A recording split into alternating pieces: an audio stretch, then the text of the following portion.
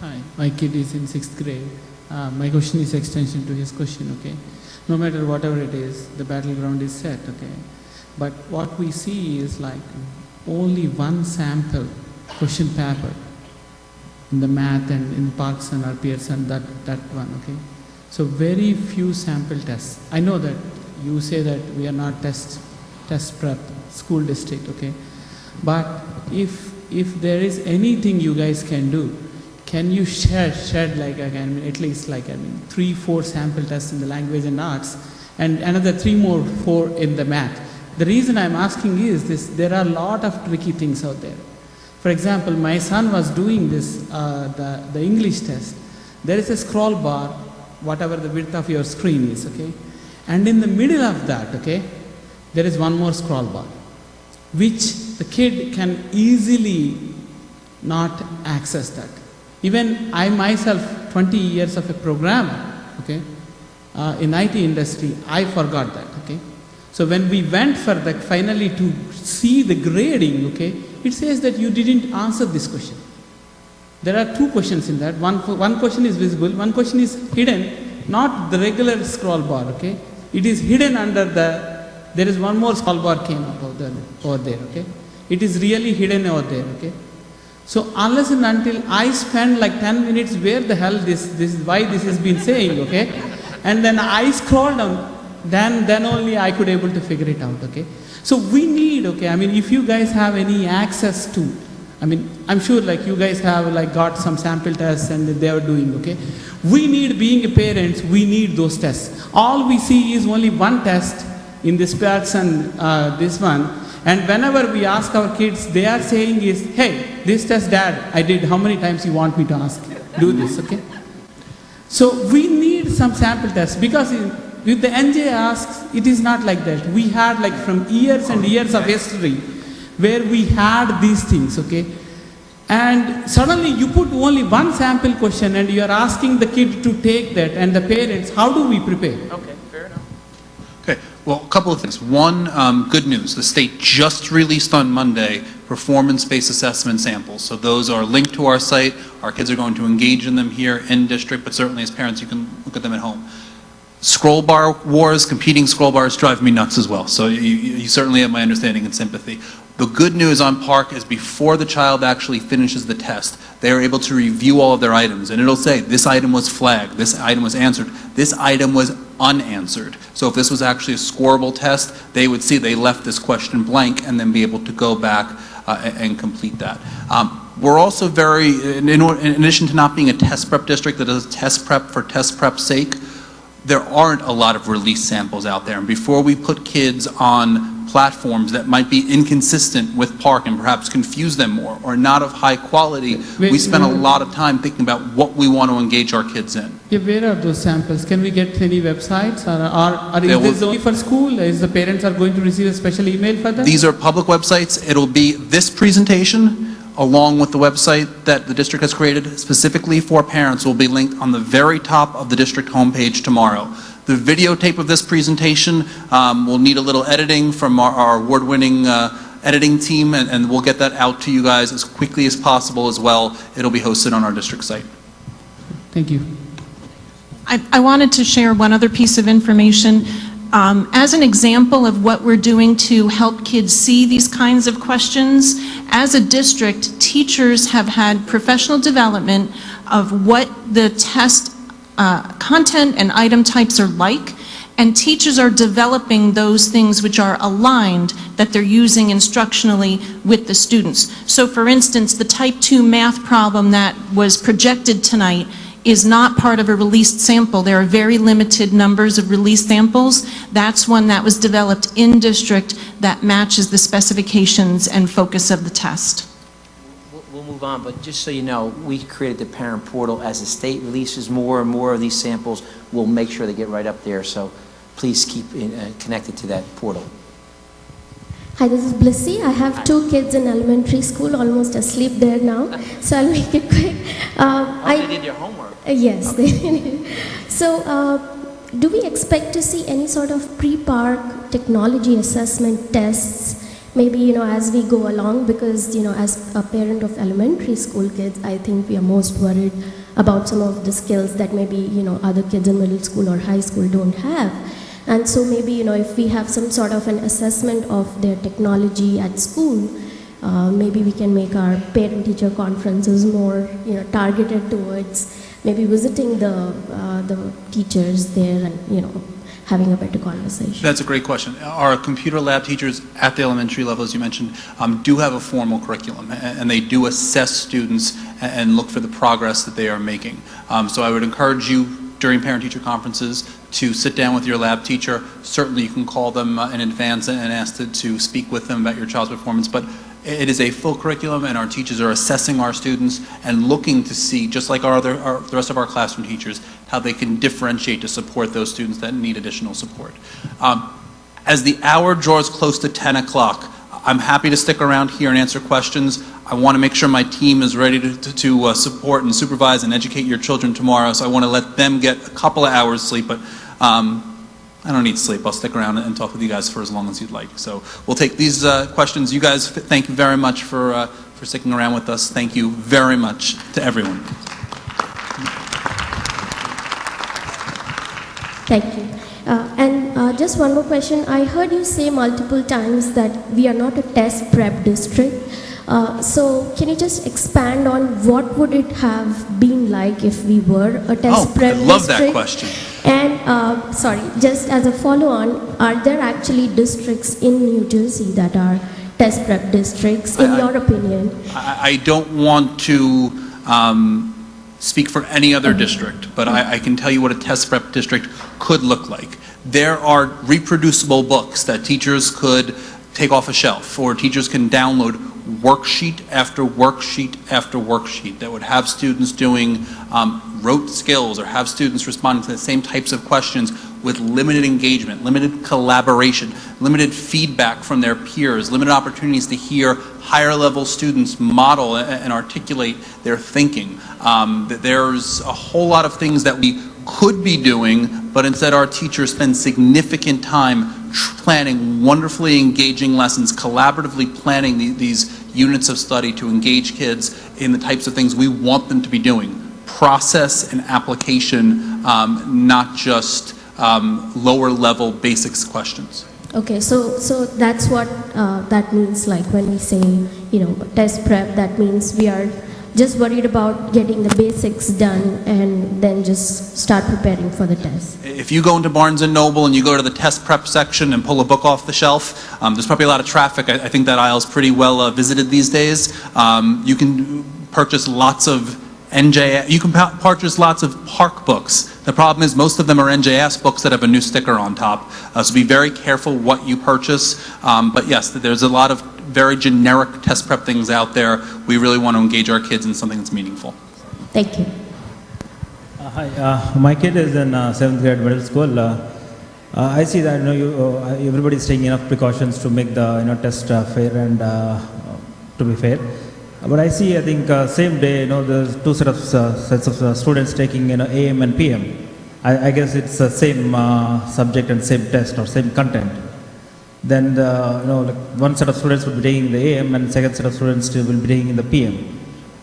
Then the questions would be probably leaked out, or the student who took in the AM might tell the question what the questions were to the students who are taking the PM, right? Then how would you handle that? Great question. Creating a testing schedule to assess the nearly 4,000 testers in this district was a challenge. We wanted to ensure student safety, we wanted to ensure efficiency, we wanted to really limit how this impacted instruction to the greatest extent possible, and at the same time we want it to be fair. So those students that are testing in the AM one day will test in the PM the next day, or to try to balance things to the greatest extent possible. Yeah, I understand. They're taking the PM in the second day, but what about the students who are taking, I think one day, you have like AM and PM, like two tests, AM and PM, right? The students who's taking the AM are the different students, and the students who are taking the PM on the same day are different students, but it's the same content. Correct. So the student who took in the AM, he might tell what the questions were to the students who are taking the PM, right? It's a secure test. Our teachers are trained to test is secure, but the questions, the candidate might tell, what the questions were to the kids who are taking, or to the students who are taking the PM, right? I can't say, I will tell you that schools have always administered assessments, whether they be state assessments or local assessments. Students have always taken these assessments at different times. There's an integrity factor, and there's only so much a student can be able to convey, even if they wanted to.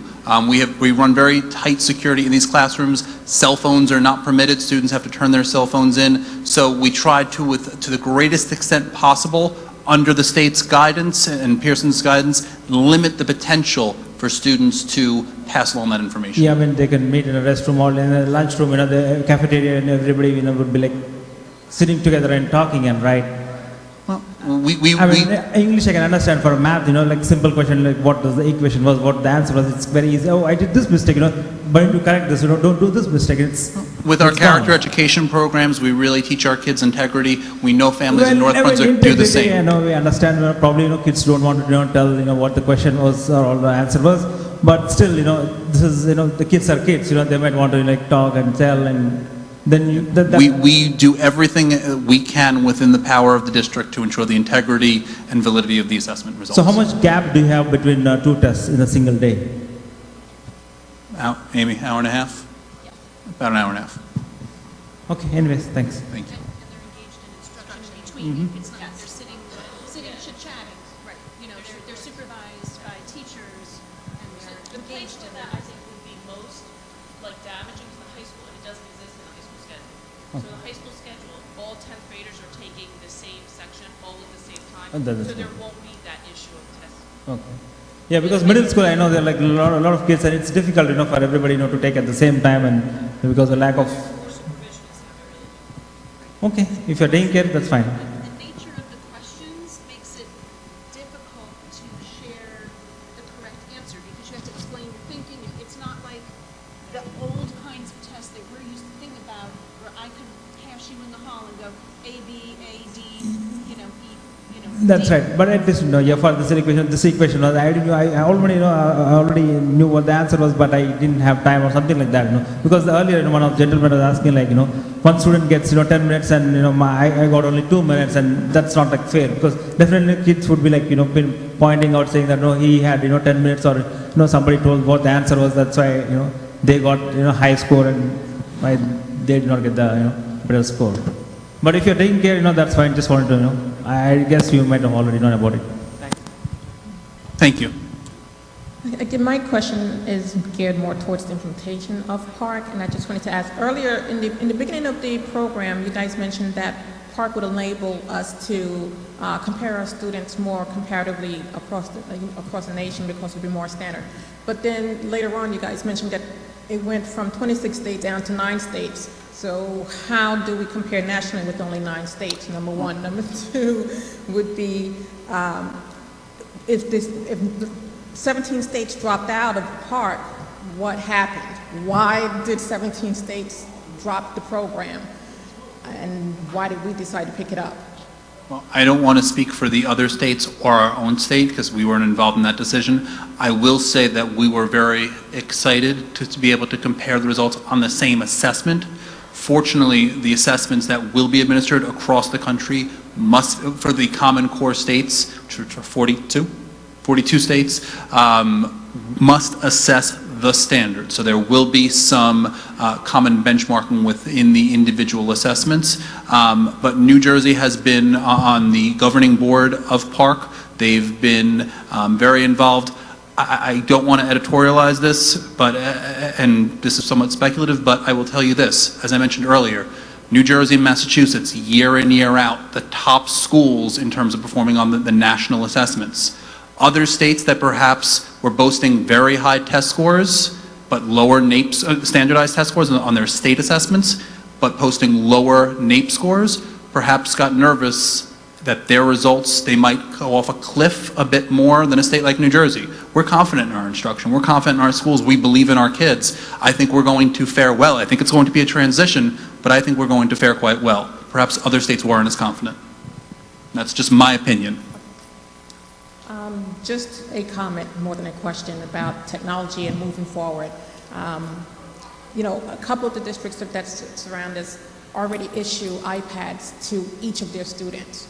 Not just a couple Chromebooks here or there, but each student being able to take home an iPad, even in the lower grades. And I think North Brunswick really has to consider a path like that. If the budget doesn't call for iPads and some type of tablet or technology that each student can have, because these kids in lower grades are being more technologically developed, where we aren't, because our kids don't have that access. Certainly appreciate the feedback, and I couldn't agree more.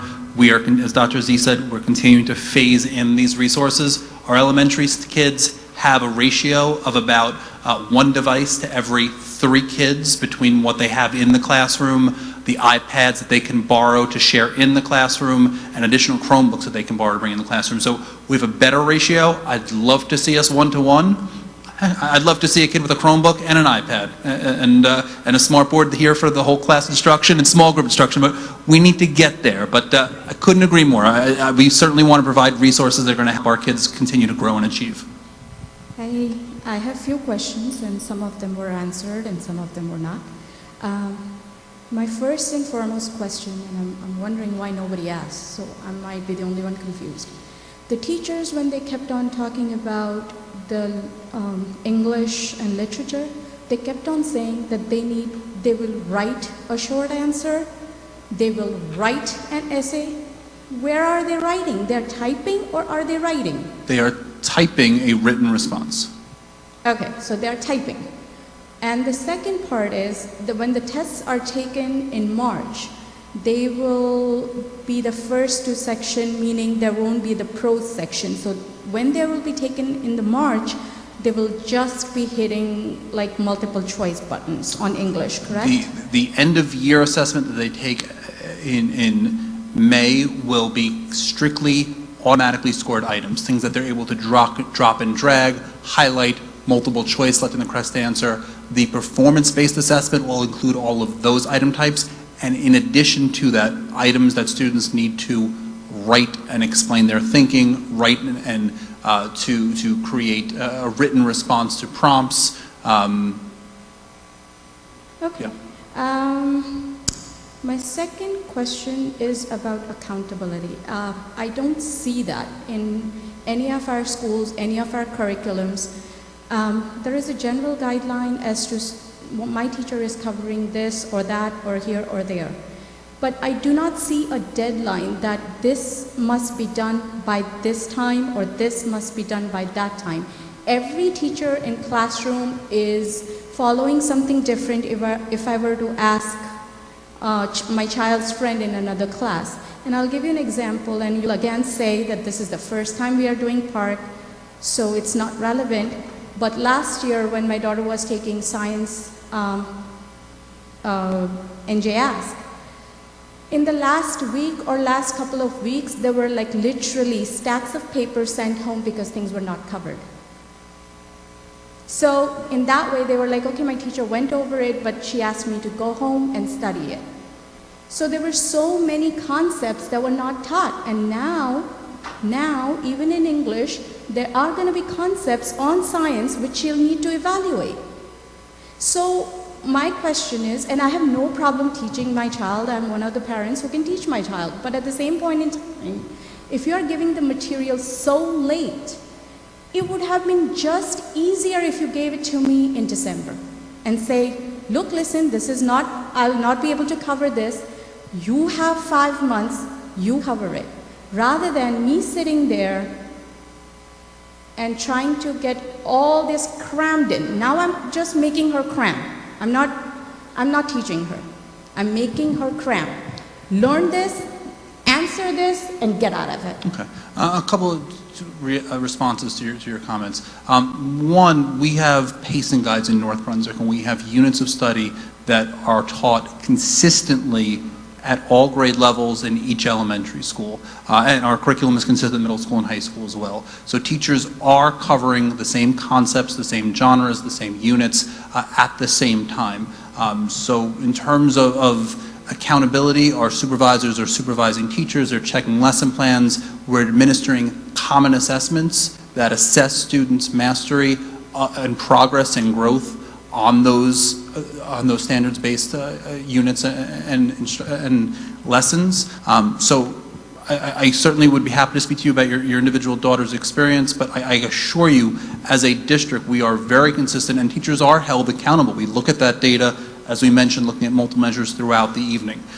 With the NJ Ask for science, again, I would need to speak to you more specifically, but I can tell you that from a science curriculum, each elementary class experiences 4 units per year. Those units are not taught at the same time in each building, and there's a reason for that. They are very hands-on units. At the beginning of each unit, a teacher will receive 2 huge crates with lab activities to give those kids, to engage them, to develop inquiry, to develop conceptual understanding, and then when the end of that unit goes to its next school, and then the teacher receives a new unit. It's the only way for us to support this kind of an engaging and exciting hands-on science curriculum at a district level. And we invest a great deal of resources to accomplish the administration, the implementation of this program. So if students are bringing home material, it might be review because they experienced those units earlier in the year. It might be to familiarize them with the types of questions they'll see to acclimate them. But again, from prior grades as well, yes. No, because last year when I'm saying, and I'm just using science as an example, and I do see that math, they follow a set units. English, they follow a set pattern. I'm just talking about that, and maybe it is because of this rotating thing. She covered a human anatomy and everything in such great detail, but when it came to physical science, or electricity and all that, it was just rushed through. Well, there was a 3rd grade unit they experienced the year before, and the physical science is a 2nd grade unit. So again, she wanted to familiarize and review and spiral some of that content prior to the test. Again, I'd be happy to talk to you about your individual child's experience, but at a district level, we really take that consistency and make that an absolute priority for all students. One gentleman did ask to put multiple examples of the tests that will be available for the parks for different grades. If they are not available, because it's a new concept, at least the teachers who are more aware of this, if they can develop some sort of a sample questions and put it on our website, is that an option that you guys can explore? Well, our teachers are constantly creating content to engage students, and they're developing, as Ms. Lanfear mentioned earlier, developing park-like items, and it's part of our instruction. So I would encourage you to review the material that your children are bringing home on a regular basis, and that would be a great way to again become more familiar. And as there become more resources available, we'll continue to post them. As we develop more things here in district, we'll certainly share them as well. Okay, thank you. You're our encore. Bring it home. Am I the last one? Yes. All right. Thank you very much for your efforts, guys, and for preparing our kids for a competitive world. One of the slides I think I missed, or I'm not sure if I'm clear. You said for the next year for high school kids, 9 and 10th grade, in order for them to graduate, they have to pass the test. Is that correct? For students that are current freshmen, sophomores, or juniors, our 9th, 10th, and 11th grade students, they must pass at least one Parcc assessment, or if they don't do that, they would need to pass one of the other assessments with that minimal score that is listed up on the chart. And let's say the first one you said was grade 9. Is that like 70%, 60%? What does grade? What is the passing school? To be determined by Parcc. So I guess it's going to be based on this year's result, and they set an average or something. They scored 200. Is that what they said? Yeah. So really, no one in high school can opt out of taking the test. If in order for them to pass, to graduate, they have. Well, again, opt out is not a word that we are allowed to, or an action that we are allowed to present. If a student were to refuse, they would not be taking Parcc, and therefore they would need to pass the SAT with a minimum, or achieve a score of 400 on the SAT, ACT, and so on and so on. Okay, thank you very much. Thank you. Thank you very much. Get home safe. Thank you.